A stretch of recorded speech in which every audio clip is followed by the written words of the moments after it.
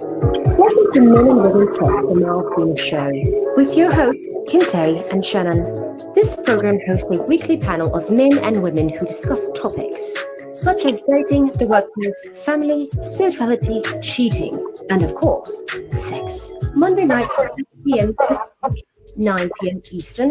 This show is simulcasted live, audio and video between the website indieradio.org and YouTube, which allows listeners all over the world to gather together to tackle challenging relationship issues. And now here is your host, Shannon and Kinte.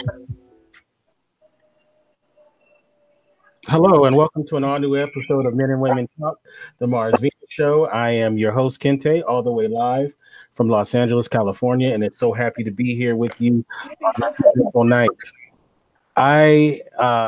This past weekend was amazing. I had a great time, and I'm just looking forward to the rest of this week. And I hear a little background from somebody. I don't know, all of a sudden it just popped up. I hear a little echo. But we're ready to get in. This is episode number 98. And let me introduce my wonderful co-host, the one and only Shannon. How you doing, Shannon? Hi. I'm good. How you doing? I'm doing good. How was your weekend? Oh, I started a part-time job. It was good. Part-time job? You already work so much. How you gonna fit in another day? Like 29 Hebrews and 57 Jamaicans. I sure do. Yes, sir.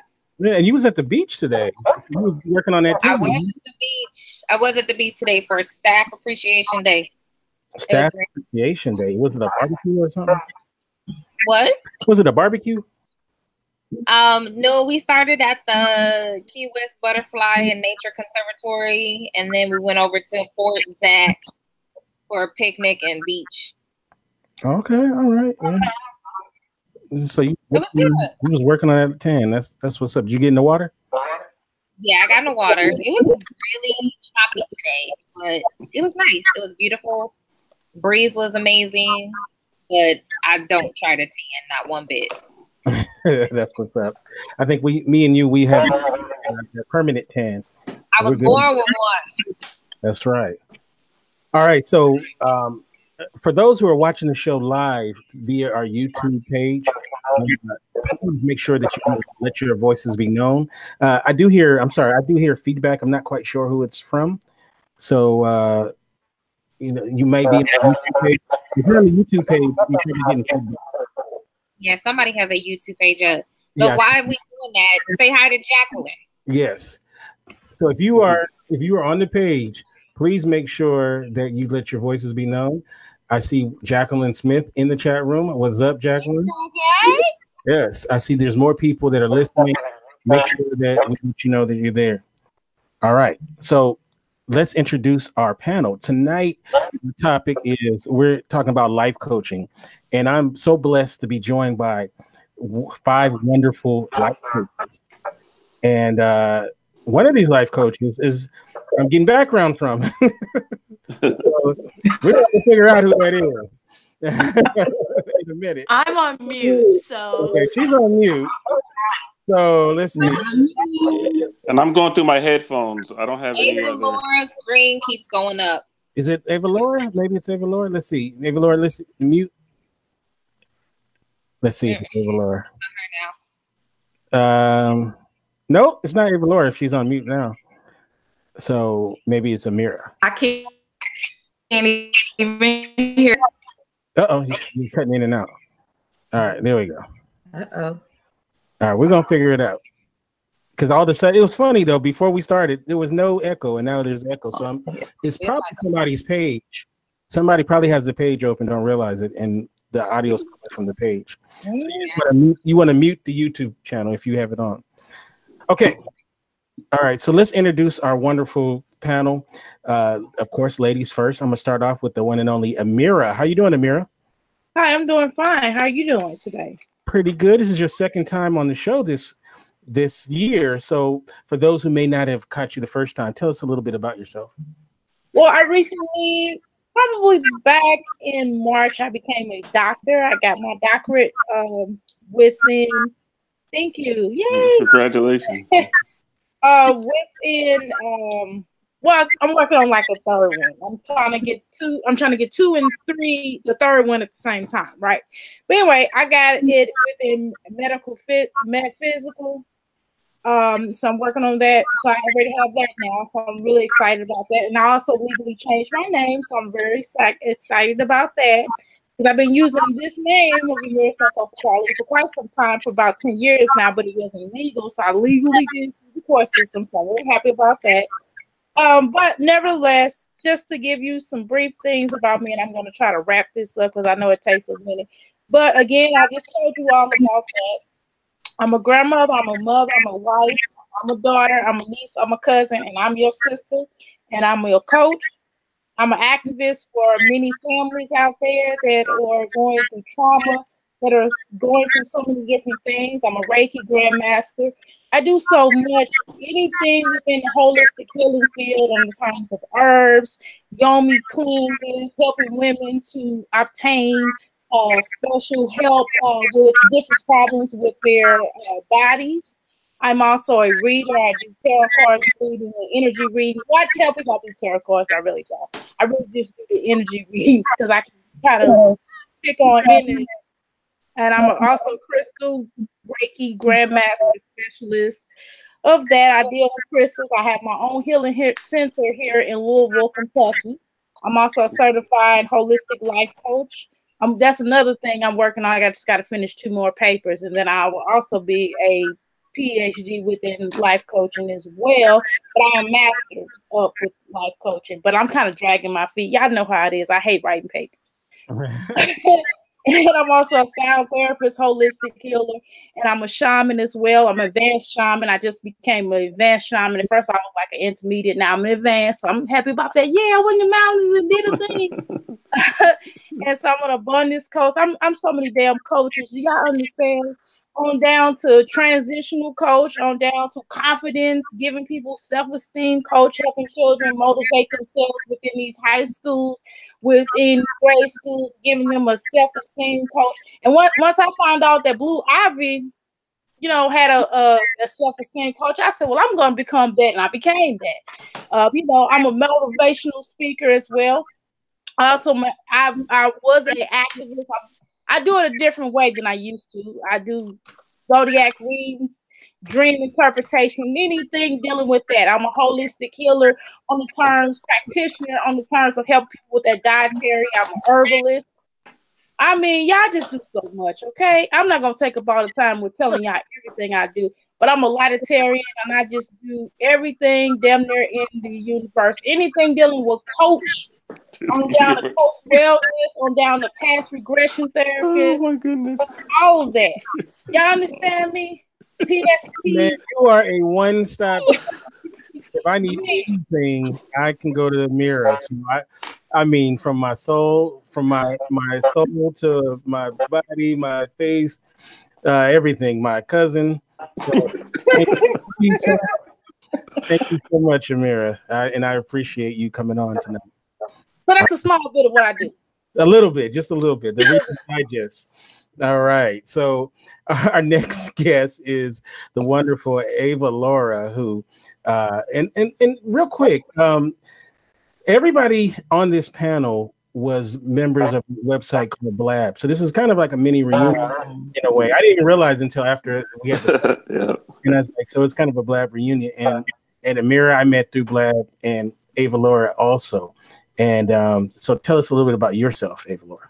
So I totally missed everybody else. I apologize. Technical difficulties that happen. So I'm assuming we're doing introductions. I'm a life coach and intuitive consultant, actually celebrating my now 13th year. November marks the 13th year that I've been in business. So really excited about that. I've been running. So I feel like I haven't even done anything in November because I did everything in September, October. But always really doing a lot of work. My background is in mental health counseling and social work. And so I started out in the sort of traditional mental health system. And I hope that's not me. I don't know. I was background. Okay. I started out in the traditional mental health system and really quickly realized that people really weren't getting the help that they needed. And I really found myself getting sort of really discontented, unfulfilled, and feeling like, what did I work so hard for to get to this point? When my goal was always to help people, but instead of really helping people heal, I'm just helping people to maintain their dysfunction. And that's not what I signed up for. And so I had to realize that I had a choice. Was I going to stay in the system and just have a Band-Aid effect and just sort of helping people to just get by? Or was I actually going to do my own thing, which was really going to help people with the root of their problems, whatever that might be, and the way that I knew that was best for them, and really take that faith walk and venture into the path of the unknown. And so obviously that's the path that I chose. So I'm the founder of CEO of Avalaura Healing Center. Like I said, my 13th year now. And it's been an amazing journey, really helping people from whole to wholeness in their life, relationships, their business, and career. So I don't think I do everything DrAmirah does, but I do a lot. So I integrate a lot of holistic modalities as well, including Reiki, chakra balancing, yoga, meditation. I was talking about this stuff when Black people were like, what is that? I don't do that stuff. You know, am I going to catch spirits or demons going to come through me when I'm doing this? So I've been doing this work a long time. So I really am just all about helping people to grow, to change, to really live their best life. I know that's like so cliche right now, but you know, live their best life and live the life on their terms according to their unique soul purpose. That's what I'm all about. All right. And, you know, like I said, you're a person that I had the pleasure to meet on Blab, and you do very excellent work. And I'm so glad that you're here and looking forward to hearing from you. Our next guest, this lady was on the show about a month ago. I believe it was it might have been the courting show, right? It's I think it was courting show, right? It was courting. Yeah, so for those who may have tell us a little bit about yourself. My name is Leah. I go by Leah, the life coach on social media platforms.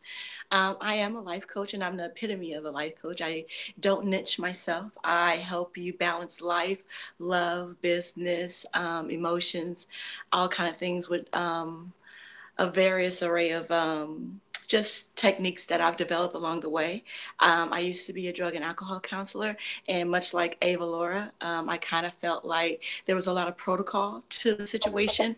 And I wanted to show up for people how I knew that I could show up for people and give them my best, and instead of the protocol or the written notes or, you know, keeping their hands busy. So I became a life coach, and this is what I do, and I love doing it.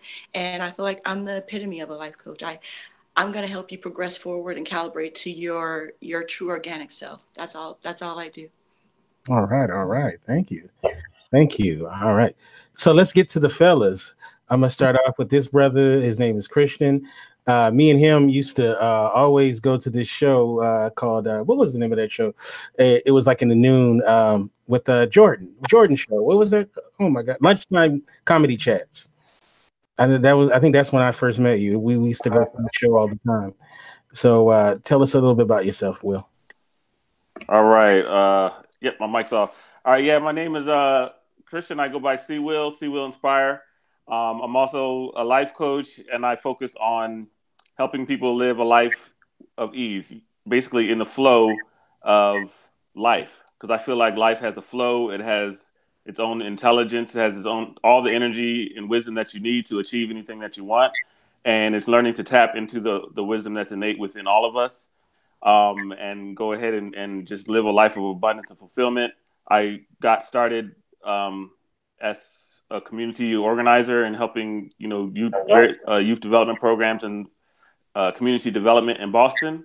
But then I left Boston, and now I'm in Tennessee, out here in the sticks, and with the diversity of one other race here. But anyway, LOL. But I'm having fun just disconnecting from the busyness of the city, and I just, like I say, I really am excited about helping people get into alignment with life. It doesn't have to be complicated. You know, you just pay attention to yourself and the messages that are coming as evidence in your life by what's going on around you and inside you, and just be sensitive to that, aware, and what do you want and how we're going to get it. That's what I do. All right. I love it, man. I love it. This next gentleman, you know, once again, big fan of his work. Used to always check out his show, Living Your Purpose, right? Is the name, right? Yes. It was great. Yes. So tell us a little bit about yourself, Sean. What's going on, everybody? How's everybody doing? Well, you know, my name is Coach SJ. I have a company called Inner Soul Development. All right. So it's basically more in tune with can you hear me? Yes. Okay. It's more deeper than just the personal development that everybody's used to, because when they think about personal development, thinking about just the five senses. Here, that's what you see.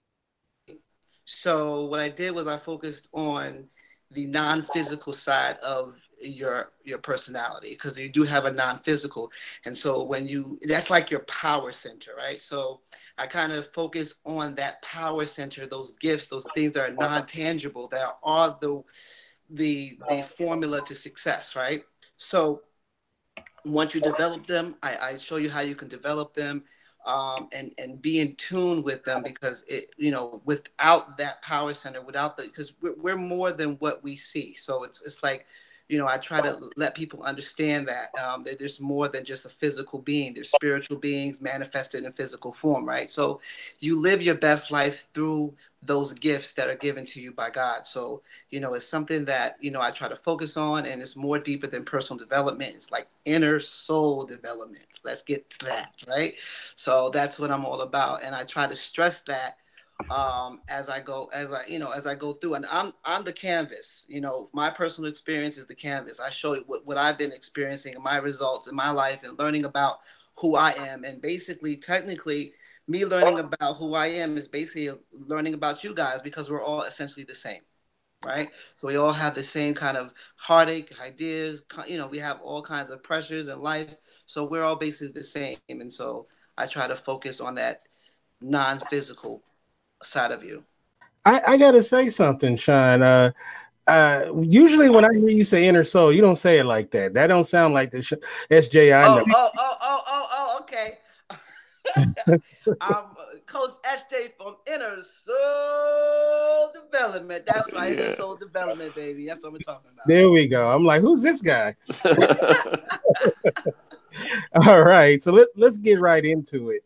And back in the Blab days, there were tons of life coaches, and anyone who knows me knows that I was not a big fan of a lot of them.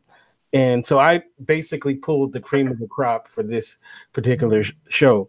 So the first question I want to throw out to you guys, and we can start off with Avalaura, and then everybody else can fill in. So, is why would someone need a life coach? What is the purpose of having a life coach?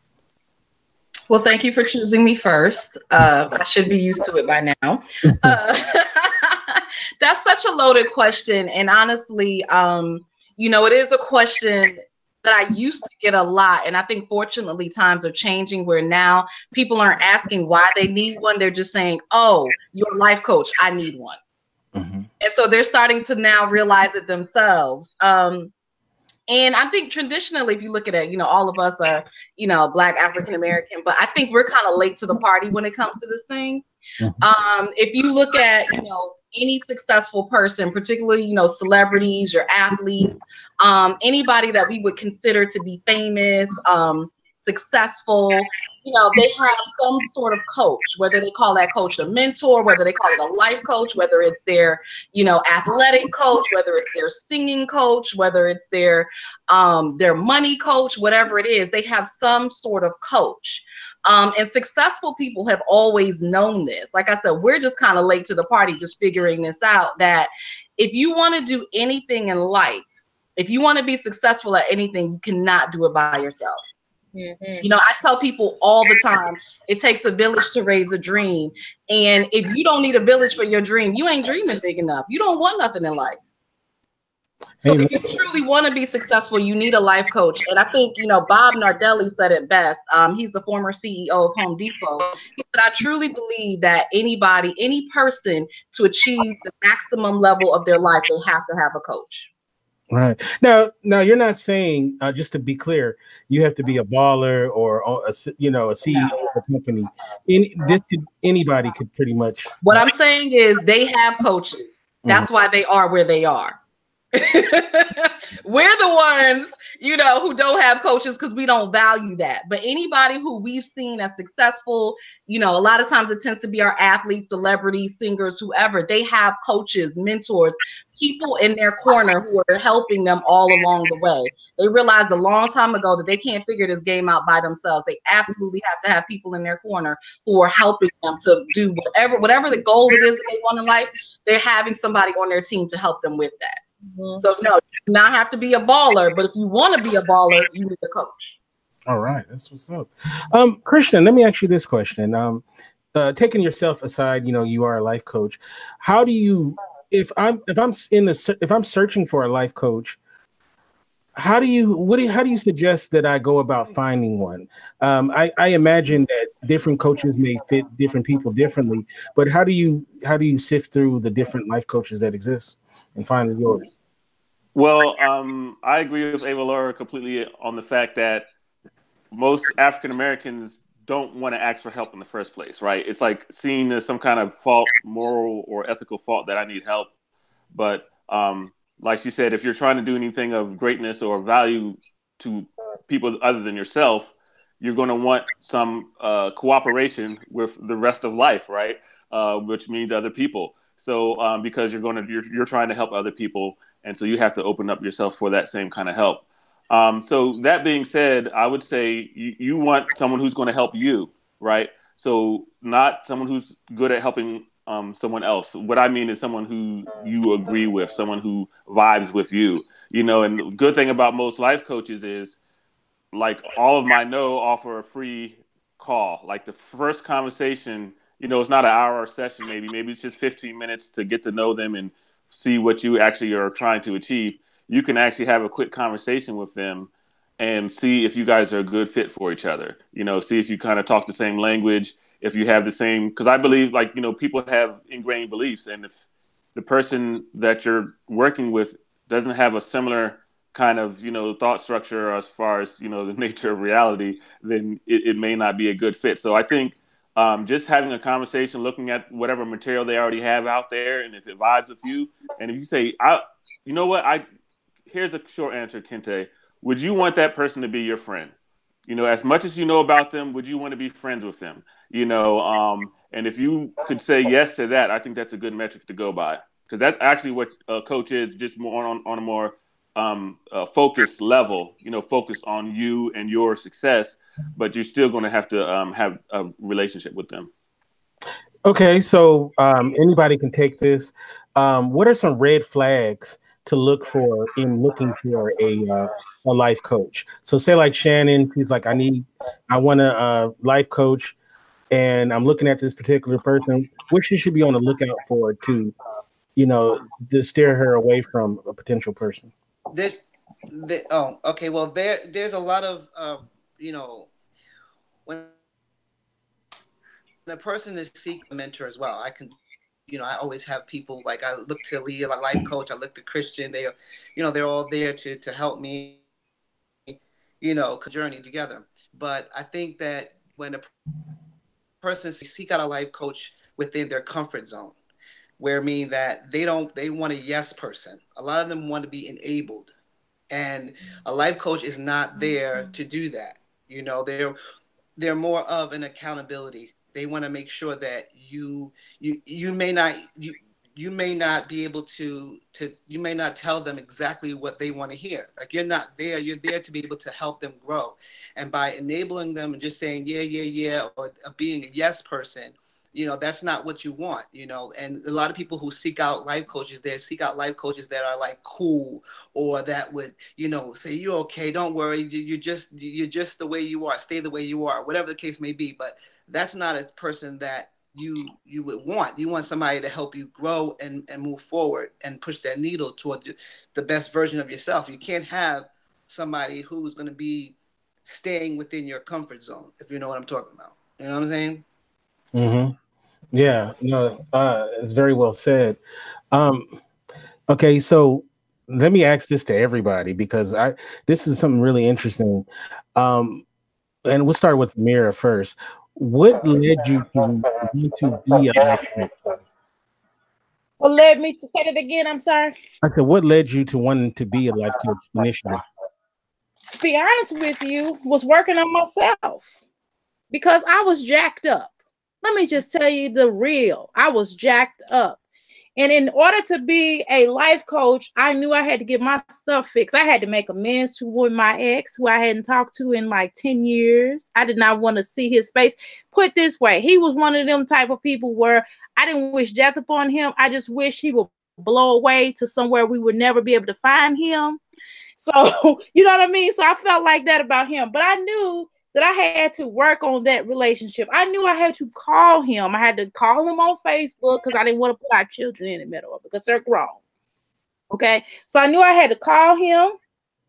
I knew I had to fix my relationship. I had to fix my depression because I had just had 2 miscarriages and I was depressed for a whole year. I sat around in my room with my door closed, not really wanting to go out and talk to people. I stopped going out and talking to people. I stopped socializing. I stopped doing a lot of things that I was doing, and I was just really focused on other things and trying to fix everybody else's mess. Okay, I was putting out everybody's fires around the country. If it's something go wrong with Mike Brown or whatever movement that was going on, I said, let me run out here with this protest sign and I'm going to fix and save the world. But hell, I wasn't saving myself. Okay. So I knew I had to work on myself. I had to cleanse myself because I was jacked up individual. I hurt people because hurt people, right? I hurt people and people hurt me. So I was like, I'm going to get back revenge. Revenge is mine, you know? And I went through all those different changes. I went crazy, lost my mind. And I said, you know what? This is not healthy. This is not healthy, but I can give real good advice. But I said I had to work on me. So I started taking this course. I went to this school, University of Sardona, and I started working on a holistic life coaching. And then I started going through all these things. I was crying, writing these papers, crying, writing the papers, calling people, I'm sorry. I'm sorry. And just going through all these changes, I'm telling you. And I was just like, man. And then I had to cut some relationships because I'm like, man, this is toxic because you're nasty. You're a nasty bitter bitch. You know, you have to be honest. I'm not one of them I'm a tree hugger, but I set fire to the tree. Y'all understand what I'm saying? So I had to work on all that stuff, clear all the junk away. And then my mother was in the process of dying. She came to me. She said, you know, I'm dying, right? I was like, yeah. She said, so you better get right. You understand? So I had to work on that relationship. And of course, me and my daddy was cool because I'm daddy's little girl. You know, I'm daddy's little girl. A man has to be that standard. You know what I'm saying? I'm daddy's little girl. Y'all heard me. And so I had to go through all that junk. I had to clean all that junk up. And then finally, I had to repair all the relationships with my children because guess what? I was out there with the signs, getting arrested, going through all them changes with the pigs and the police and going through all that hell and CIA coming up on my job, just doing all kind of stuff with other folk, but not establishing a cleansing environment for my children. And my children started to have certain issues like Tupac had. Y'all know what I mean? Because of the fact that we putting out all these fires all around the country, but I'm not working on the relationships with my children. So I had to rebuild that. Mm-hmm. I had to rebuild it. I mean, we were cool. We weren't cool. Y'all know what I mean? So I had to rebuild all that stuff, and then I had to look at my king and say, "How mad at you because I lost my child? He didn't do nothing wrong, but I had to deal with that pain. I had to deal with that energy. I had to reestablish myself and grow. And I had to have room for growth. And we had to grow together. We had to grow back together because I was out there bad, and he was like, man, I don't know what you're doing. And so he had to tell me. He had to be honest. So everybody around me, I had to sit up there and listen to people tell me, you hurt me. And I had to really sit up there and listen. You know what I mean? And that's what made me want to be a life coach in a nutshell. I'm sorry. I will keep talking, y'all. No, it's very helpful though. Because people need to know that story. You know, I think a lot of times life coaches that I come across, if you listen to them, you would think that they never needed one themselves. So Yes. I like that. Faces off. Yes, yes. And real quick, I just want to let people know that if you are on our YouTube page, make sure that you write in the right section, in the top chat section, in the section that say something, so we'll acknowledge you. I see there's a lot of people on, but they're not writing in. All right, so somebody started to say something. I'm sorry. Yeah, no, I was gonna say, I resonate with DrAmirah a lot. I think she's awesome. I love the stories, but it's true, I think, at least in my experience, I come from, just a tradition of service, being raised in the church and whatnot, even though I'm not a religious person now. But it's the similar situation where, it looks, even in church, like everyone puts on a face like everything's all good all the time and there's nothing really wrong at home and we're the perfect happy family, But I believe people who really get into this have been through some serious stuff personally. You know what I'm saying? Like because when you go through trial, or what they call the dark night of the soul, it opens your heart. It's just, I think that's actually the purpose of it, is to recognize that you're not alone. You know what I'm saying? And it's okay for you to hurt, and it's okay for you to heal as well. And there's like barriers inside of you that need to be broken. And once those barriers are broken, you cannot help but have compassion on people who you see who are going through similar struggles. And you're just like called, or for lack of a better word, to help people, because you know what they're going through. Like I said earlier, you can connect with the person, and actually say, yeah, I feel you, like, for real. You know what I'm saying? Like, my website's looking nice and I got nice, pretty pictures and everything.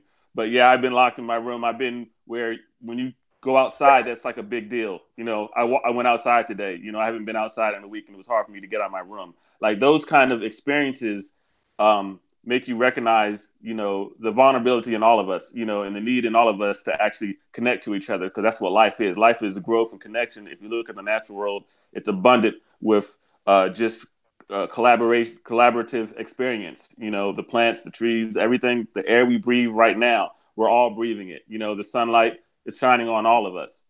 So it's something that I really feel strongly about. That's why I love listening to her story about, I think we've all can resonate with the fact that we're all human and we've been through things, and that that has allowed us to have the desire, and the motivation to help others. Mm-hmm. Same question to Avalaura. What made you? Yeah, I mean, I talked about that a little bit, earlier, but just to sort of expound on that, like I said, my background was already in mental health and counseling and social work. So my goal, I actually, that was part of, what I always wanted, was to be a counselor and to help people. I mean, that was something that I realized that I had done since I was young. And for some reason, people actually listened to me and took advice from this bossy little kid. So I figured, if people going to take advice from a bossy little kid, what they going to do with an educated Black woman now? So that was always my goal, to help people. And, somehow I was able to tap into what people were going through and give good advice. And so, again, that's what I wanted to do. But when I found myself sort of in this traditional system, I felt like I was boxed in. I felt like I just could not help people the way that they really needed to be helped. There were too many limitations placed on me. And so my own personal story, I got really depressed. I got angry. I felt like, what is the point of this? I'm not really doing anything. I'm not making an impact. I'm not living in purpose. I'm just existing. I'm just here working this job, seeing people, but I'm not doing anything. And it just got to the point where I literally just got sick and tired of being sick and tired. And I found myself just on this roller coaster. I'm a naturally happy person. Anybody who knows me, I laugh all the time. I'm always happy. I was not happy. I was not laughing. I was, lashing out at people. It was just not pretty. So I had to look at myself and say, Avalaura, okay, what's going on? And one of my friends just said, you know what, Avalaura, you need to go on this women's retreat. I didn't know nothing about a women's retreat. I didn't care. I was just like, whatever, I'm going. At this point, whatever I can get, I'm going to do. And so I went. And going on that retreat forced me to see just how out of balance and out of harmony I was with myself. I got back to doing what I call soulful self-care. So back to meditating and doing yoga and praying and just being out in nature and spending time with like-minded people. And what I realized is that I don't know where I had been those last few months, years. I was not being me. I was totally out of balance. And one of the things that I realized is that when we need to take care of ourselves the most, we actually take care of ourselves the least. And that's what I had been doing. So when I got there, I literally had like this emotional breakdown. I just did. I broke down. I started crying. I was on my hands and knees praying to God, like, you got to get me out of here. This is not life. I'm not living. I can't do this anymore. I'm like the Walking Dead. And this is, if this is what life is about, just, I'm over. What am I here for? And so I broke down, boo-hoo, crying, just let it all out, did the ugly cry. And, I felt good. You feel good after you cry, you let it all out. That was until I realized I had to go back to work on Monday morning. Go back to that same reality, go back to the rat race, as they call it, right? Because nothing at that point had really changed. I realized that I was out of harmony, but at that point, nothing had really changed. And so when I got back to work, my boss calls me into his office and he says, Avalaura, it's been great having you. You're wonderful, but I got to let you go. And I was like, wait, what? Hold on now. What'd you just say? So ego was having a little fit. Because, I'm total type A personality, go-getter. I do everything, 210%, graduated magna cum laude. Like, I was like, is he firing me? Like, he's firing me. I don't get fired. And so, yeah, ego had a little fit. And spirit kind of caught up and said, Avalaura, why are you upset? Why are you complaining? This is what you prayed for. So what are you going to do? And that was my call. What am I going to do? Am I going to go back into the system and be miserable and feel like I'm not doing anything, I'm not making an impact? Or am I going to venture into the path of the unknown and, take that faith walk and do the work that I know that I've been called to do? So like everybody's saying, I think what's so important, you talked about the red flags. Well, this is one. What's so important, what I did and what I'm hearing that other people have done too, is that I literally took what I call my 6-month healing sabbatical. I took 6 months. Now, it wasn't just 6 months, but I dedicated 6 whole months to working on me. Who am I? Why am I here? Getting the coaching, getting the life coaching, studying Reiki, studying meditation, studying yoga, all the things that I do now, studying hypnotherapy, aromatherapy, all the things that I do now, I studied in that period, really delved into myself, 6 whole months. And at the end of that 6 months, that's when I opened up Avalaura's Healing Center in November of 2005. So for me, it was all a part of my journey, and it was a part of my ability to help people in the way that I knew that they really needed help, in a very holistic way, truly addressing their spirits, truly addressing who they are as a soul, truly addressing their mind, their body, all of that stuff that we talk about in a very holistic way. And so it allows me to have freedom to help people any way that they truly need it. So that's why I became a life coach. Although I can't say I became a life coach, I always was a life coach. I just awakened to that. Before we get to Leah and SJ, we actually have someone on the line that has a question. Caller, are you there? Uh-oh, hold on a second. My bad. Can you hear me? Yes. Can everybody hear the caller? Yes. Yes. All right. So, caller, where are you calling from? I am Letitia Collins, and I'm calling from Arkansas. All right. Okay. So, you have a question? Okay. So, I don't really know how to put this, but my boyfriend Ronnie, it just seems like he watches porn all day, every day. Like, it's just to the point where it's just he don't do nothing else except just masturbate all day for like hours. Oh, wow. Okay. Like we don't even have a sex life anymore. Like, every time I walk in the door, it's for like big booty black porn or Asian lesbian porn. Like, I'm almost done with it. All right.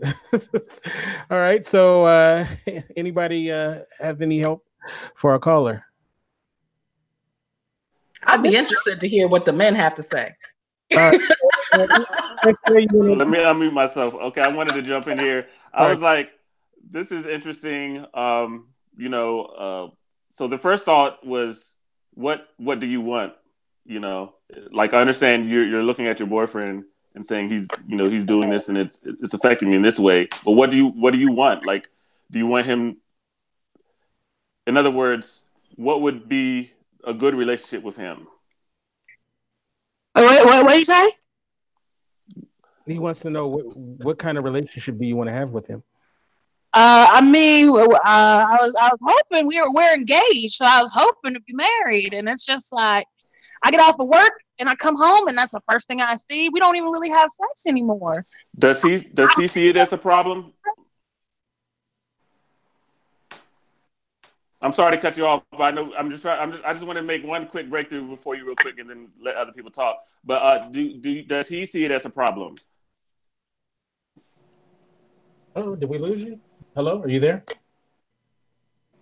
Hello?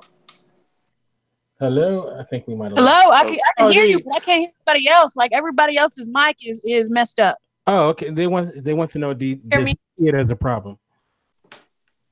Does he see it as a problem? Your fiance. Okay, well, what'd you say? Does he see it as a problem? Your fiance? No, he don't see it as a problem at all. Not at all. Okay, so this is what I would say to that. Because what you're actually for someone else to change.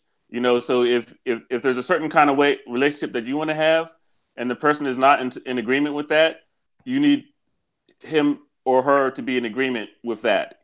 So in other words, I'm pretty sure he loves you if you guys been together for so long and you're engaged to get married.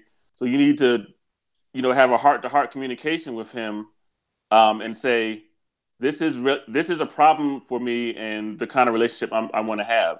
It needs to be clear, because you are looking to be partners in life. So if we're going to experience life together, it is a problem for me. And then you can move from there. I mean, there's a lot of solutions for porn and reasons for it. But ultimately, I mean, one of the big things, it is a physical compulsion. It's a sexual drive, and it's just a little bit mixed up, or a lot of it mixed up in him right now. You know what I'm saying? But I don't think he would be open to hearing any solution unless he sees it as a problem and he's motivated to change. I mean, he knows I know he knows that I think it's a problem. Right. So he needs to feel the pain that would result if, you know what I'm saying? Like, if this continues to go on, I don't see us, you know what I'm saying? Like that kind of conversation, and so he can say, okay, I understand that this bothers you. And because it bothers you, I'm willing to look at it. Okay. Leah, was it Leah had something to say about that? I wanted to see, do you have any enjoyment of watching porn at any time? I mean, it would be fine if it was just like once a day or twice a day, but it's literally like all day, like hours go by. Okay, so my suggestion to you is to talk to him when you do not have any animosity towards this area, that you can say this openly and happily, and maybe even lead into example of being able to watch it at that moment. So when you don't have the animosity to it, you can address it with him and let him know boundaries that he can act within. Because you say you're coming home from work, you can just express to him in a moment that, oh, I've been at work all day. That's just not the first thing I want to see. Now, I love you and I would love to get excited and like let something stimulate me that stimulates you. But if you can know when I'm getting home from work, there's little tweaks that couples can do instead of trying to force someone to change. It's just work within each other's comfort zones. And instead of turning what you can see that you have joy in at sometimes, instead of turning it into something bad to where he needs to change, you could just kind of intentionally put it into each other's lives in comfort zone where you both can deal with it and maybe even be excited by it on his terms, but when you're ready for it, not when you're just walking in the door. So the more information that he knows about the situation, that he can be him, he could probably tweak it a little bit and work within your comfort zone so that you could still have the reality that you want walking into your home and seeing your man when you enter the door, and he can still get some benefits of sharing something with you that he seems to find great stimulation in. And I wouldn't be offended by the porn, especially if you've been excited by it. You can see a guy could be excited by it. So we have to take the personal like hit to us out of it and just make it work. You know, Right. just place it where it belongs. Okay. But I mean, I wake up, he's doing it. I come back from work, he's doing it. There's never really a point where he's not doing it. Let him know when you leave for work. Please go to town. Let him know just about the time you get home. You know, go to town before that, but have this time set for me.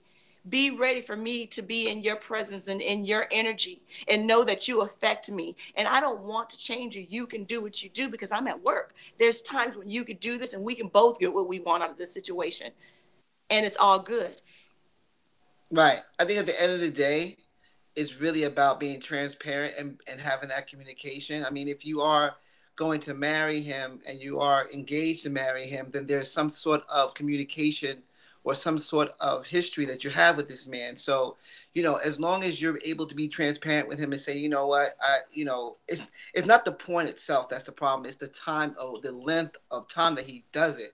So you just need to be very transparent with him and tell him what it is that you feel. Now, if he decides that he doesn't really care about how you feel, then you need to definitely think about, you know, is this somebody that I want to spend the rest of my life with? Because being engaged is a lifelong commitment. Mm-hmm. So if that's the case, then you need to be very transparent with him and tell him how you feel. Because how I'm hearing is that since you see him waking up doing it, you guys haven't had this conversation. You haven't had a discussion on it. You haven't sat down and talked about it. So definitely talk about it. So can I jump in? Avalaura, I see you look like you're ready to speak, and I want to ask you this, because this looks to me, I mean, I think we're all on the same vibe as far as you need to communicate, but to me, this is manifesting as an addiction. Thank you. Know? That's why it's an addiction. Hell no, it's an addiction. Yeah, it's alcoholism, it's drugs, it's an addiction. Yeah. It's not about the porn, it's not about the sex, it's an addiction. This is his outlet for whatever reason. This is his chosen outlet. So that's what I'm looking at is, you know, what is causing the addiction, what's really going on. And, you know, when somebody's dealing with an addiction, you can't have that in a healthy way. He can't watch porn. He don't know how to do that. Mm-hmm. He's always gonna have it in excess because that's his chosen addiction. So that's really what, you know, needs to be looked at is what is causing this? What are the underlying issues? What's happening here? And you all have to work through that. So it's not even about even giving him an ultimatum, because if it's an addiction for him, it doesn't matter how much you say, well, baby, I don't like this, I don't want you to do it. He's going to keep doing it because this is his outlet for whatever he's not dealing with. There's some underlying issue that he has not healed, and this is his way of dealing with it. Right, because apparently I can see addiction, but if she hasn't even had the conversation first to see if it's addiction, that he can tweak things. I mean, he's a man. Men do what they do to enjoy themselves and get through their day. So, I mean, let's not put a label on somebody and act in that first before communicating. I think the conversation should be had first to see where you guys are going, and then that decision made. I think a lot of decisions are made without the other person, and you need to be prepared for that situation. But I think allow the other person to come into that. I think men have a little, if he has too much time on his hand, there's things he's gonna do that could seem addictive, but I hear you, Leah. I know you were in a, I knew conversation first. That's all I'm saying. But let me tell you something. I've had a lot of clients like that. And let me give you one example. I'm just gonna tell you this real quick story. I'm gonna make it so fast. I had one client who she got with a guy. He did the same, he was into the same stuff in the same type of way. Every time he came home, every time she come home, he would be doing it, to the point where he would not make love to her as often as he could have because he was so busy watching porn, masturbating, even though the times it got to be so unhealthy where he started picking up prostitutes. Okay. And so I'm not saying that this is the case, this is the same case. I would not say that because everybody is different. Okay. But I'm saying it has to be a discussion. It has to be something that has to be addressed. And it has to be, because it comes off as if it's an addiction. It definitely comes off that. And you have to think about what your goals are. Because sometimes your goals are not the same goals as someone else. And then you're talking about getting married. See, that's kind of stuff is going to be thrown out the window. You can't even consider marriage until you all work out whatever it is that's bothering you, and if it's something that's bothering him, or if it's something special he may need, because he may need something special. He may need you to do something that's going to bedazzle him, or he may need to talk to someone to figure out what's within him that he has to do something so much. That's just like if I like coffee so much. If I like coffee so much, if I like cars so much to the point where I'm always doing it, doing something too much is never good. Even eating, you know what I mean? Sometimes we have to mix things up.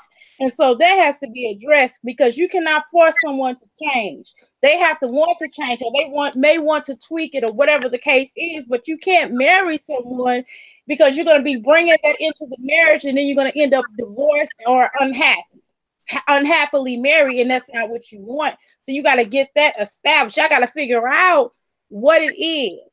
You have to discuss it, because you can't just hold on. You can't get to the point where you're so desperate and holding on and not bringing it up and not talking to them because you're worried about not getting married. You got to discuss and put all that out on the table before you even get into that situation, because you're going to be miserable, because you're going to feel, because it's going to bring down your self-esteem after a certain time. You're going to be like, dang, he don't even want me so much. He's looking at other people, not being attracted to me, and he's not balanced with it right now. Mm-hmm. You know what I mean? So you got to really address that, because you can't be so desperate in your energy and just accept anything that you don't like. If you don't like it, you got to talk about it. You can't just be like, okay, that's just something you do. I don't like it, but I guess I can work on it. No, hell no, you can't. No, you got to address that shit now. You can't just throw your life away, because you're a beautiful girl now, and by the time you waste all them years, you'll be a hag waiting on him to change and stop jacking off. I'm just saying. You gotta be realistic stuff. You gotta be realistic with yourself, and he gotta be realistic, and y'all gotta come together, and you gotta make some decisions. You literally gotta come together.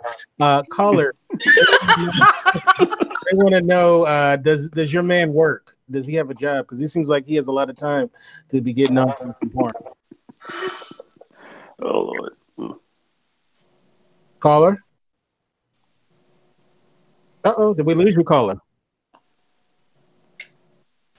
Okay, I think we might have lost the caller. I'm sorry, I might have been too much. I told you I gotta be no hag. I told you I'm a tree hugger, but I'll burn it too. I'll burn that son of a bitch down. Oh man, yeah, wow. So y'all got me in rare form tonight. I'm sorry. I'm gonna calm down. Go ahead, Shannon. The floor is yours. So this is open to all of the panelists. What happens when you are life coaching with someone and you find that your coaching experience has run its course? What does that look like? What does that conversation look like?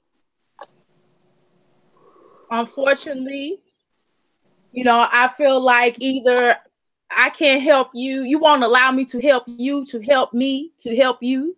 So I think at this time we need to end our contract. I might have somebody that you could possibly talk to, or I wish you well, or I think you're great now. I think you don't need me right now. I think that you're doing good. I think that we're surpassed, and congratulations. I'm going to give you a certificate because you have passed A+, or whatever the situation is.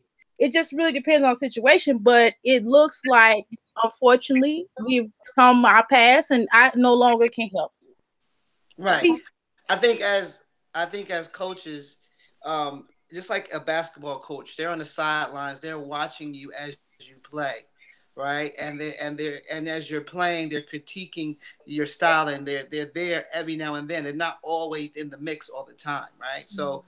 You give them the tools that's needed in order to the resources that's needed, but you let them know that I'm still here. People have to evolve on their own, and sometimes when nobody really likes to be told what to do or how to be better. That's just human nature. They resist that. So as long as you're there on the sidelines, you're watching them, and you're letting them know that you're still available. The lines of communication is always going to be open. You still are there to be able to help and to give some type of value to them. It's not something that's a cutoff situation, or, that's it, that's all. Because, like I said, people are different, and the behavior is different. And so, they may not tend to blend right away, but in time they may say, you know what, I got to get my, it could be them falling on hard times. It could be anything, could get them the mental capacity to say, you know what, I know I could do better. I was with this coach and she told me exactly what it is I needed to do. And that light bulb will come on eventually. But, you just got to let them know that you're there, and that, you letting them fly free a little bit, but you're always there if they need help. I love that. So the conversation with me looks like it's a celebration. It's like, you got this. You are doing awesome. I am so happy for what you're doing and how you're progressing. And you no longer need me. You have everything that you need inside of you. And you can call me at any time, or you can continue paying me and knowing that you have it on your own. So I'm very blunt and upfront, and let them know that, like, they have this on their own and they no longer need me, and that they should stop paying me, but I am here for them, regardless if they pay me or not. So it's a very happy moment. It's a very, like, you got this, take it and go, and I'm here for you, just like SJ said. Now, let me ask this question. We kind of touched on it a little bit earlier, but at times, even as a life coach, do you ever feel like you need to possibly have a life coach, or do you guys even have someone that you can talk to? Yes. Yes. Healers need healing. Listen, I'm on a journey. I'm a human being. I have to evolve. I evolve every day. My purpose changes every day. It could be 5 years from later. I may be doing something different. I may be in Africa somewhere, feeding gorillas. Who knows what I'm going to do, whatever my purpose is at that time. So I'm always evolving. So I do want people in my circle that sees more potential in me than I see in myself. So I'm always in contact with Lee, the life coach. I'm always in contact with people that I know that can help me in any way, shape, or form. Because this is a journey. I don't know everything. I'm a human being, and I have faults, and I slip up, and I mess up, and things happen. So yes, I have coaches and mentors in my head, right? But I do have mentors that I do aspire to definitely connect with, and I have those local ones that I can connect with every day, like C. Will, or Leah the life coach, or Danielle K. Anderson. These are people that I need in my circle, because I'm on this journey with whoever. I'm on this journey together. We're on this journey together. Hey, I have I'm gonna show you. So I have these simple. I have this up so I can see it. Keep it simple. Focus on the message. Live the message. Yes. So if we're talking about we're life coaches and we think it's good, I think it's obvious that if we're saying no, we don't need a life coach, there's a disconnect there. And so it's not necessarily like I don't pay for a life coach right now, but the concept of having someone with you who's for lack of a better word, the way I see myself is a loving supporter, right? Someone who, it could be your spouse, it could be someone in your life, but someone who's there, like SJ said, on the journey with you, and helping you see the best in yourself. Ultimately, I believe that's what life coaches do, and helping you bring that into reality. Yeah, definitely part of my life. Yeah. Healers need healing. Absolutely. Right? Healers need the most healing. Yes. Amen. There's a lot of wounded healers out there, so we need the most healing. That actually brings me to a load on us that we have to let some of that out. We got to let some of that go. You guys are so great at segues, because that was the next thing I was going to get to. I'm going to start off with you, Avalaura. Avalaura, you constantly hear people's, wants, desires, what's going on in their world, the good, the bad, the ugly. How do you yourself do self-healing to where that stuff doesn't get you down? Because I can, the weight of what's going on with so many different people, how does that affect you at times, and how do you keep it from affecting you? So I can give you two answers to that. There's the training message where, you know, there's certain skills and techniques that you learn as a healer, as a coach, right, that you do on a daily basis to keep things from, you know, not being bottled up and not bothering you. And, you know, I'm a firm believer in self-care. I teach about self-care. I talk about self-care. I train about self-care, you know, so there's those constant things in our training that we do. But the other part of it too is, you know, honestly, I really truly believe that when something is your purpose, you know, you're built for that. So I have a higher tolerance for, you know, listening to people and talking to people than somebody else will. You know, somebody who may be more introverted, who's just like, I can't stand talking to people. Avalaura, I don't know how you do that. Well, I'm looking at them. I don't know how you sit behind a computer all day. I can't do that. You know, so I literally have like a built-in tolerance for it because it's just who I am. It's always been who I am. And so my job is to honor that, but then also take care of myself in the process and know my limitation, establish healthy boundaries. Boundaries is key. You know, I will tell anybody, you know, I've gotten really good at not just saying no, but knowing what I can do and knowing what I don't want to do and not taking that on. So, you know, really having boundaries, you know, not stacking clients, giving myself time in between sessions, you know, making sure that I practice what I preach, that I do meditate, you know, that I do some form of self-care each and every single day. That is essential. And so I, you know, if we do those things, we're good. In addition to, like we said, also having our own support. You know, I say it takes a village to raise a dream. I literally have a team of people holding me down. This Avalaura that you see here is not just me. There's a whole invisible team behind me that's running this show. So that is how I really take care of myself and not get burdened down and not take on other people's problems. Is I really do a good job of making sure that I'm practicing what I preach and having a team of people support me. And you know, I wonder, are you guys like on call? Like I imagine somebody may need a life coach in weird times. Do you guys like ever get like you're with your significant other and then one of your clients call you and then you got to kind of step out of the restaurant and deal with them or something like that? Or or you're only appointment only? Or how does that work? I'm wondering. It goes down. It goes down. I have to do what I have to do. My king is understanding sometimes, and sometimes he's not having it.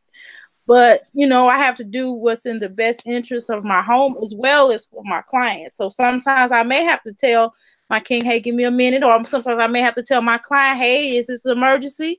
If not, give me an hour, give me 2 hours or whatever time it is, because you do have to set some type of boundaries sometimes, because sometimes your clients will think that they own you. I'm telling you, they'll be like, look, I need you now. And then you go, okay, I'm listening. Do you know what outfit I should wear? You know, I'm like, girl, you know, I was just eating a good dinner. And you stop me from eating my dinner to ask me about your outfit while I'm paying you. I don't care. You need to use your time wisely. Didn't I teach you time management and how to use your time? Ain't that rule number 1? So sometimes, you know, sometimes you have to let them know. Sometimes you can be there for them as much as you can, but sometimes you do have to let them know, hey, I have to do some time with my family, or give me a few seconds, give me a few minutes or whatever. I mean, you can be nice about it, but clients will pretty much know, because if they get to be too much, I'll let them know real quick. They'll be like, okay, all right, doctor, all right, you know, and that's what you have to do. And I think boundaries is key. I think ultimately, at least what I'm trying to do is help the person become a strong, independent power into themselves. So I'm not trying to nurture a codependent relationship, you know, and it's the same thing. I treat everyone the same, like clients, family, friends, everybody. Sometimes I see people, even in my family, they're going through a tough time. And I know I'm saying, you know, unless they reach out with a real need, I know they can handle it. And sometimes I won't even respond when they feel like they have a real need.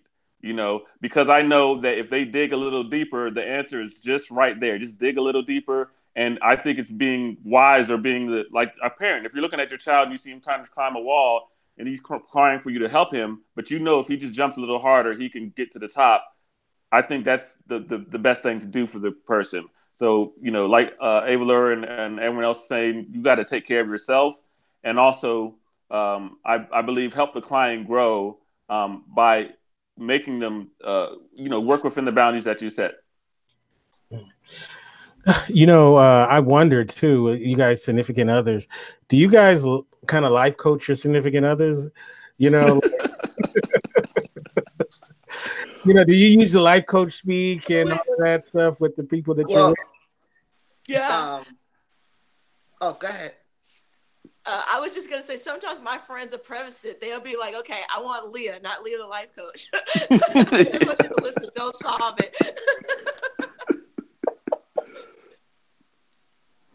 SJ, you started to say something? Well,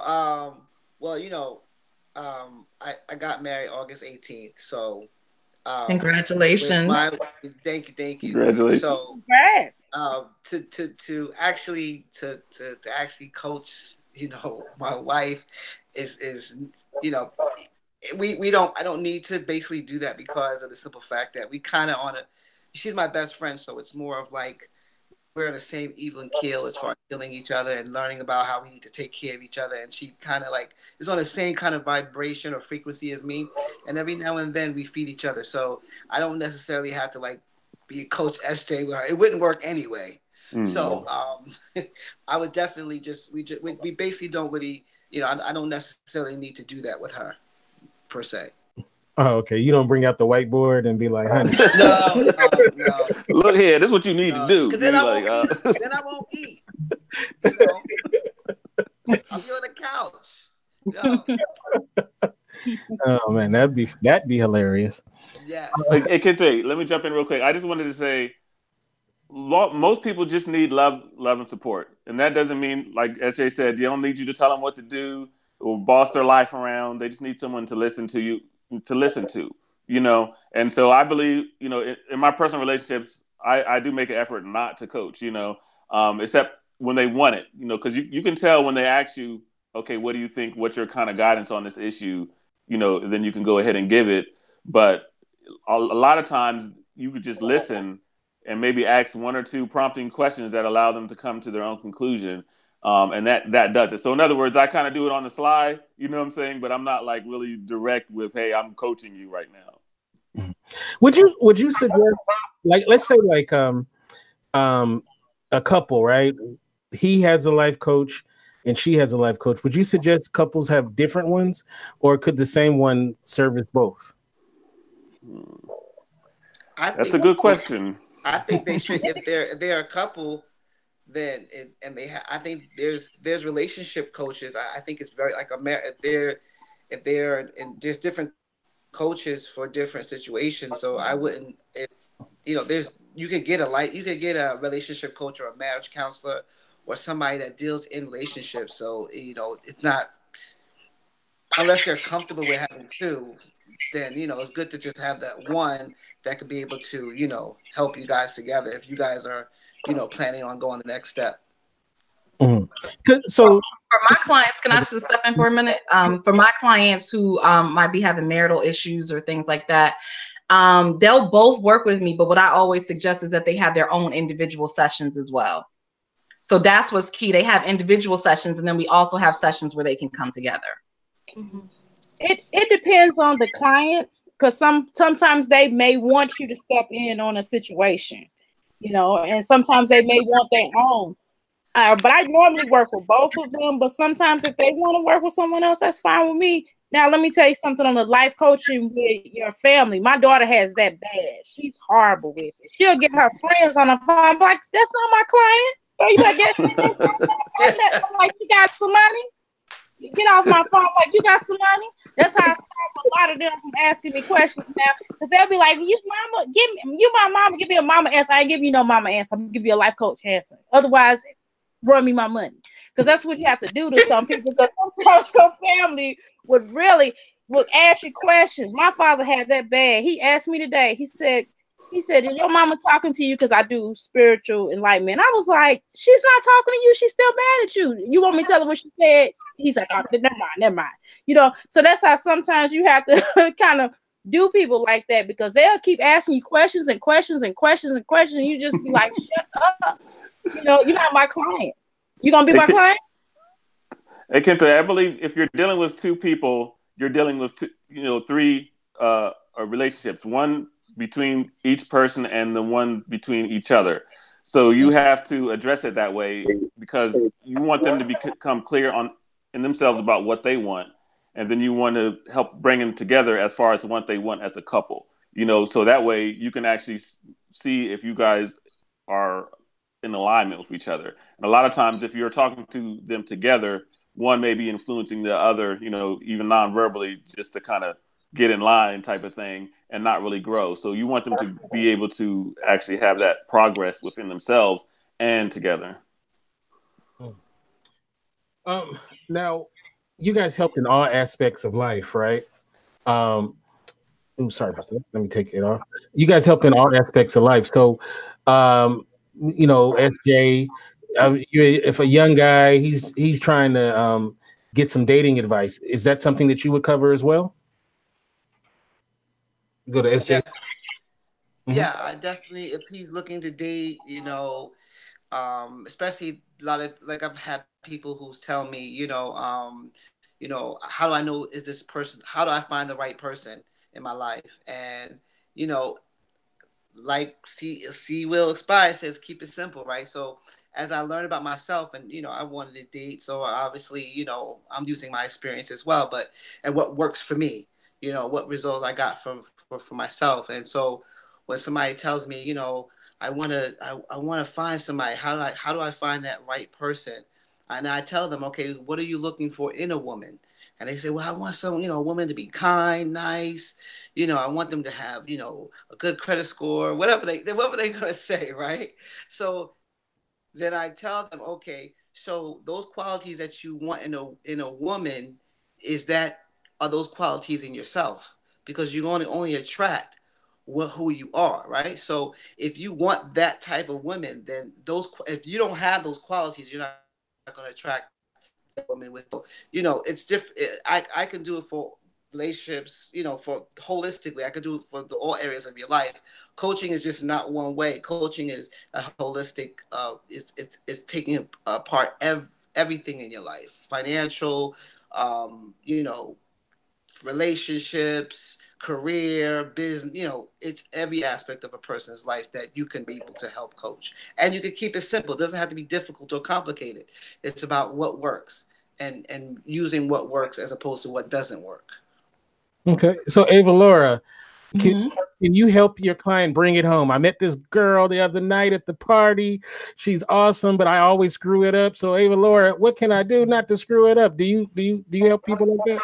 Absolutely. I mean, like you said, one of the things about being a life coach is that you have to be able to help people in all aspects of their life. And, usually what happens is, you start to see that there's a common thread in everything. And so everything is not so different. So if I have a client who, relationship stuff comes up a lot, because most of my clients right now are professional Black women. And I would say about 60% of them came after a major breakup.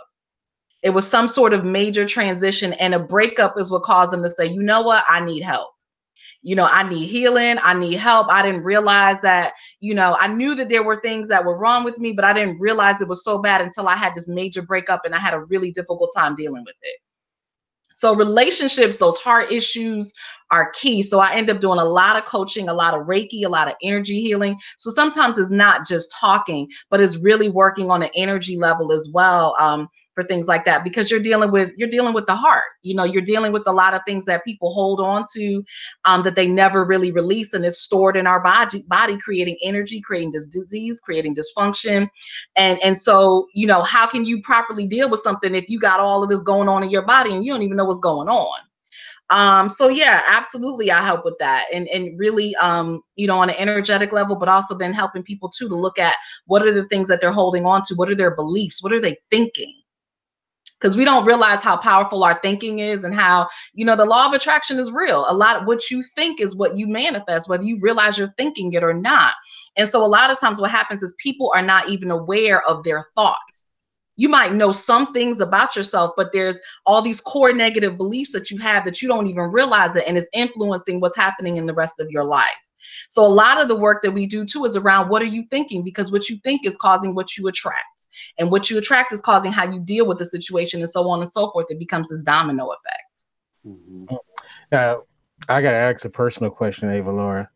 If someone's your client, they get to see what's underneath the head wrap. No. That's a boundary. That's a boundary. They're a client. They're not my man. I'll help you get a girl. I ain't your girl. I've been for 3 years. I think it's 3 or 4 years. I ain't seen what underneath the head wrap. I'm waiting though. That's ew. VIP. That's for VIP only. Platinum client, huh? All right. So before we get out of here, I want to Shannon, you there? You have anything? You need a life coach? Do I need a life coach? Sure, why not? I mean, therapy is life. Mm-hmm. What aspect do you think of life that you think you would benefit from having a life coach, Shannon, after hearing the show tonight? I don't know. Navigating my current life in the Florida Keys, all of it, I guess. What, career, relationships, what? I said all of it. All of the above. All of it. You're funny with that, all of it. All right, so let's do this. I want to thank the panel so much. You guys were amazing. It was a terrific show. We're going to start off with the ladies, of course. We'll start off with you, DrAmirah. How can people get you on social media? And I know you have a show and you have a website and you have a lot of things. So how can people get you? Oh, you're on mute too. Okay, let me try to make it quick then. www.ask314life.com. ASK ask314life@gmail.com. And they can also reach me on Facebook as DrAmirah Sankofa Kweli. And that's pretty much my tag for everything. Ask Life Dr. DrAmirah Sankofa Kweli. They can pretty much find me on Twitter, on Instagram, on Facebook, and even on Google. That's my email address, and they can go to my website. I do different type of shows. Sometimes I may do something here, I may do something there. It just depends. My appointment law has gotten so much, so let's get it up more. But nevertheless, they can definitely, or they can reach me at 502-208-9142. And I also have a physical place of 1921 West Broadway, Suite 4, Louisville, Kentucky 40203. Now, so here's something I want to add. Initially, I was going to call this show Ask a Life Coach. And then I realized as I was looking at your Twitter account, I think that's where I got it. So I was like subconsciously stealing from you. So I said, so I won't get sued by DrAmirah. I changed the title to just life coaching. But thank you. So subconsciously, I was jacking your name. So, but thank you so much for coming on. You're welcome. I appreciate everybody. I love y'all. Love y'all. Now, Avalaura, how can people get you on social media? Are you going to come back to podcasting as well as you recently had an event too? Tell us about that event. Oh God, I've had so many things. So my head wraps crowned by Avalaura. I had a fashion show. I just did what we called a crown jewel event, which was teaching women how to wrap their hair, also creating waist beads. So all about a beauty, adornment, and sisterhood. So I just had that event. It was amazing. And I also have a retreat coming up actually next year, October 28th through November 3rd. Next year, it is for Black women in leadership. We are going to Spain for a week. So it's all about unplugging, unwinding, serenity, cultivating peace, and just having fun, just having a ball. So that is coming up as well. So I always have a lot of things going on. I make it very easy to contact me. All you do is look me up, Avalaura. I am Googleicious. I am the only Avalaura, so you don't even have to worry about it being anybody else. You literally type in Avalaura. I will pop up.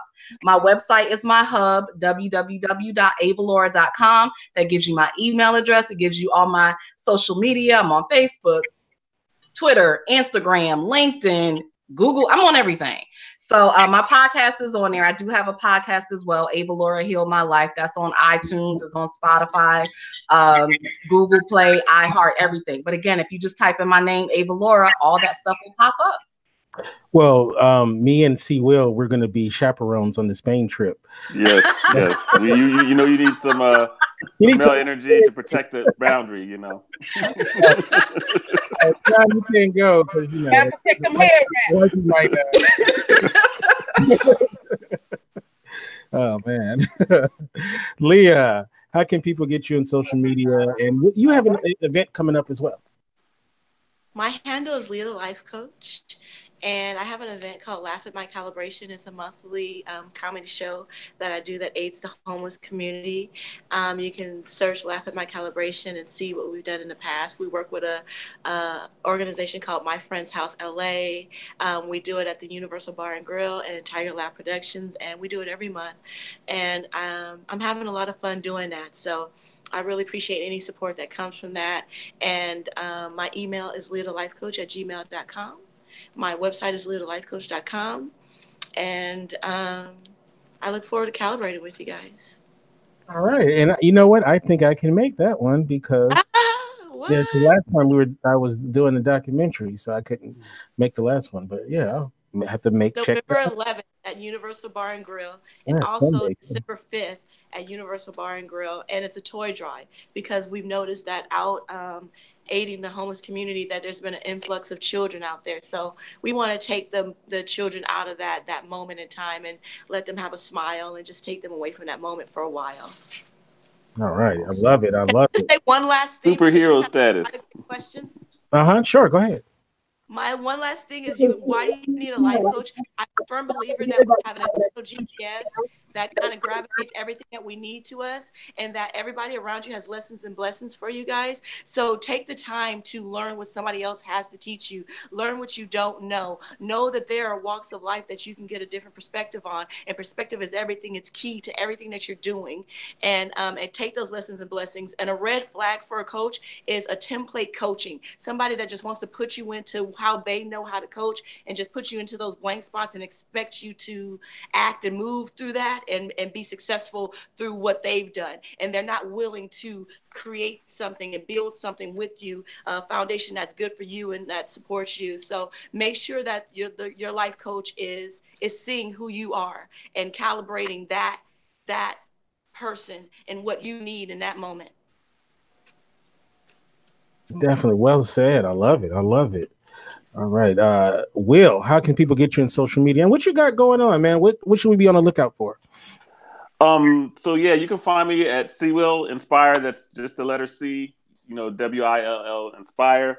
On Twitter, Instagram, Facebook, all that. Just type, hashtag C Will Inspire. I'll pop up. And I just started a video series called Achieve with Ease. So you can get that. I have a short bit.ly link, bit.ly/AWE Inspire. That's AWE Inspire after, the bit.ly/. And it's about achieving with ease what you want in life. And, Leah just dropped us with, some value. So let me drop you some real quick as well. If you were looking for a life coach, I believe you want to start with thinking about what you want. Right. Because that's what we're going to do when you get on the phone with us anyway. But if you really want to, if you're going to get that free call, you could probably, make a lot of breakthroughs if you come in focused. So think about what you want. Allow yourself to believe you can have it. Right. And then act on that. So those are the 3 steps of actually getting what you want. And that's what I would walk you through in detail, But I believe that if you just do those 3 things, even on your own, you will start to see results. If you're in any moment, if something's going on, if you start thinking about actually what do I want out of this situation, like how would I like it to resolve, and then allow yourself to believe that's possible, solutions will start to come to you. So you can find me at C Will Inspire, and like I said, bit.ly/AWE Inspire. And we have everybody's information in the show notes, so their Twitter, Instagram, and all of that all that good stuff. So you will definitely be able to get everybody. And last but definitely not least, I saved this brother for last on purpose because I wanted to personally congratulate you on getting married, man. Congratulations! Oh, thank you, Very brother. happy for you, man. And you have that new Mary glow about you too. Is that what that is? I see it, man. I see it. I thought my face was just fresh. You know, I was trying to get my face fresh. Yes, man. So, I appreciate you. I appreciate being on this platform. I appreciate all the coaches on here, man. And I need that in my circle. I need to make sure that we connect on a daily basis. We need to definitely connect and network with you guys, and let this not be the last time that we actually see each other. But for myself, you can find me Coach SJ on www.innersoul development. That's INNERSOUL development. And as far as like life coaching is concerned, you know, there's a lot of layers to it. But there's 3 things that I want you guys to understand. Number 1, there's 3 diseases, right? Number 1 is the I know disease, the I'm fine disease, right? And there's another disease, I forgot what it was, but it's I know and I'm fine, right? So those are the 2 things, and what we're trying to do is change behavior. It's all about your behavior. Once you change your behavior, and you'll be able to see the results in your life. It's not about just change. You can always bend your reality, but we want to change the behavior so you can be able to attract better. We want better for you. That's why we provide value. Why do you think my brother here, Kente, is doing this? It's to provide value. It's a form of coaching. So you are, in essence, a coach. You may not say that, but you are providing value to the people. So by you providing value, you are helping somebody that may be on that edge of despair and bringing them back. That's what this is all about. So that's why I love positivity. I love this whole energy that you're giving, and I appreciate you, brother Kente, from the heart, bro. And I hope that we can definitely link up again. Oh yeah, again and again and again and again.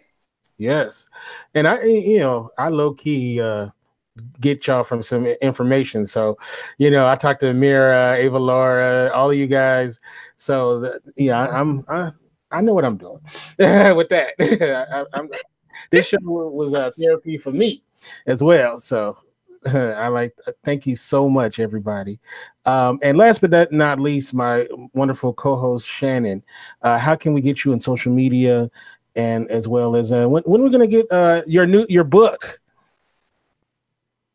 I knew you was gonna say that. Everything on social media is my name, Shannon Ford-Jefferson. Ford like the president, Jefferson like the president. All of my books are on Amazon.com. Y'all have to forgive me. My allergies are killing me right now. And the new book, I don't know. I'm shooting for January, but it's a process. It's a process. Mm-hmm. Yeah, she's a wonderful poet as well, and definitely check out her content. Brother Kente. Mm-hmm. I forgot to tell y'all, if y'all need some of these herbs now, if you got them allergies, you need to talk to me. I got you. But go ahead. Before I forget, if you go on my website, you're going to see a program called the 7-Day Detox Mind Reset. That's out right now, and it's all about changing your ritual and your routine. And so you're going to see that on the website. So when you go there, just download. It's an awesome program called the 7-Day Detox. Aaliyah, the life coach, did it. She loved it. I want everybody to definitely download that program. All right. Awesome program. Hey, I wanted to jump in and because I've been working on a book as well, and I'm really excited about it. But Sharon, if you want to talk about it real quick, because I just got a whole lot of awesome information, as far as building your team, to help you get to the top of Amazon, and also how to help you finish the book. The motivation, the daily kind of action steps, and so no charge, not trying to be your coach or anything like that. But just if you want to message me or reach out on Facebook or Messenger, and we can, I would love to share the information, because when I get information, I'm like, oh, this is awesome. It will help so many people. So, yeah. Mm-hmm. Okay. See, Shannon, yeah. See? You can get me at Kente F on Twitter. That's KINTEF on Twitter. You can get me on Instagram at Kente Ferguson. That's KINTEFERGERSON. And of course, you can go to our website, indyradio.org. That's INDYradio.org. We will be back next Monday with an all-new episode of Men and Women Talk, the Mars Venus show. Amira will appreciate this, because next week we'll have somebody's coming on to do readings. So that should be interesting as well. So that's next week. And then I believe we're on a 2-week hiatus due to the Thanksgiving holiday. I believe it's after that show. I can't, or maybe there's one that more after that. I can't remember. But so, and then of course, this Wednesday, we have an episode of The Spotlight. So definitely you can check that out. With all that said, I want to thank once again everybody who listened, as well as all my panelists and my co-hosts as well. We'll catch you right here on indyradio.org. Peace and God bless. Yay.